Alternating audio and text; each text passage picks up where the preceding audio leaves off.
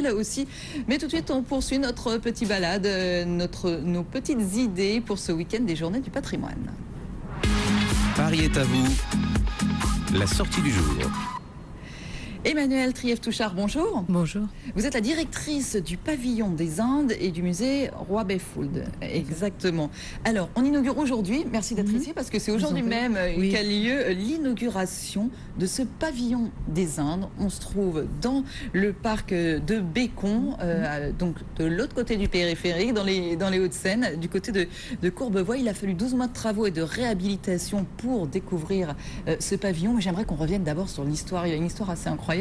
Ce pavillon, il a été créé en 1878 pour l'exposition universelle de Paris. Tout à fait. Pour l'exposition universelle, il avait été commandé par le prince de Galles, futur donc roi d'Angleterre, et il était destiné à abriter et exposer les collections royales, notamment les collections que le prince avait reçues lors d'un voyage en Inde les années précédentes.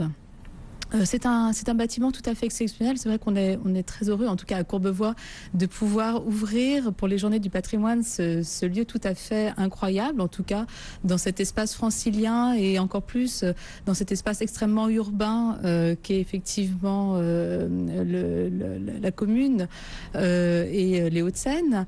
Et ce bâtiment a vécu une vie tout à fait invraisemblable. C'est ça, parce qu'après l'exposition universelle, il a été démonté, comme tous les pavillons. Voilà, exactement. La destination de tous ces pavillons qui étaient construits pour une exposition universelle, c'était d'être démolis, puisqu'on enchaînait ensuite sur d'autres manifestations. Les espaces étaient réutilisés.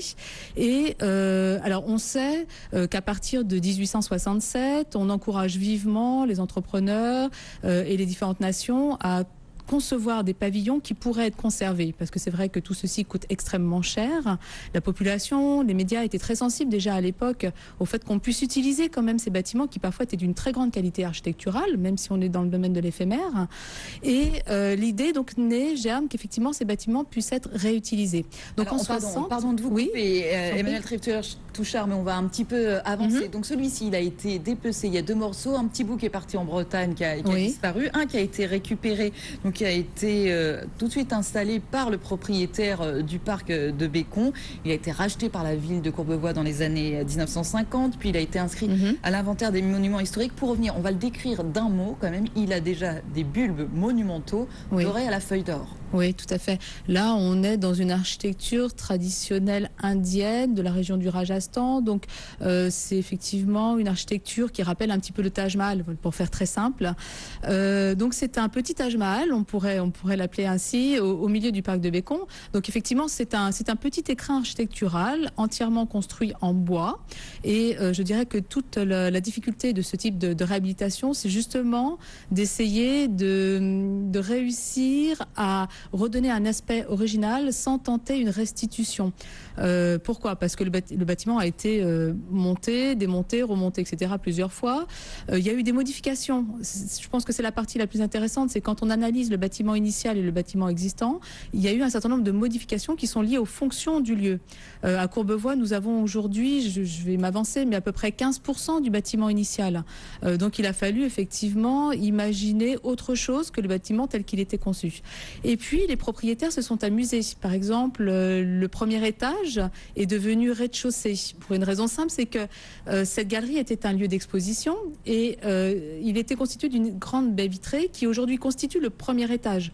Pourquoi ? Parce que le bâtiment est tourné vers la Seine et on a une vue absolument imprenable sur la Tour Eiffel. Et alors aujourd'hui, surtout maintenant que vous allez le découvrir, donc avec ces 10 000 feuilles d'or sur le dôme, ce pavillon en bois, il est adossé à un pavillon en briques, donc il est ouvert, ça y est, vous allez pouvoir le découvrir notamment ce week-end et vous allez pouvoir le découvrir habité, parce qu'on n'a plus beaucoup de temps pour le raconter, mais rapidement, Emmanuelle Trief-Touchard, il y a une artiste à l'intérieur. Il s'agit d'une réhabilitation patrimoniale bien évidemment. Et au-delà de ça, la ville de Courbevoie a réfléchi à un projet culturel.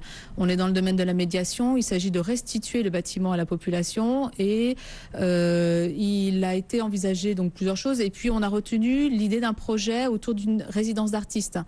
L'idée l'idée est très simple. On revient à la fonction initiale. Lieu d'exposition d'un côté, c'est le pavillon en bois. Donc j'en parle brièvement. Il y a une petite exposition. On n'a plus le temps. Donc il faut aller voir. Voilà. Il faut aller voir et on va citer la résidence d'artiste. Voilà, l'artiste Sarah Dora. Elle est sculptrice, elle est diplômée de l'École nationale des Beaux-Arts. Pardonnez-moi, mais le mieux véritablement, c'est d'aller donc au parc de Bécon à Courbevoie découvrir ce pavillon des Indes. Emmanuelle Trièves-Touchard, merci beaucoup à vous d'avoir été avec nous. Allez, on poursuit notre petite balade.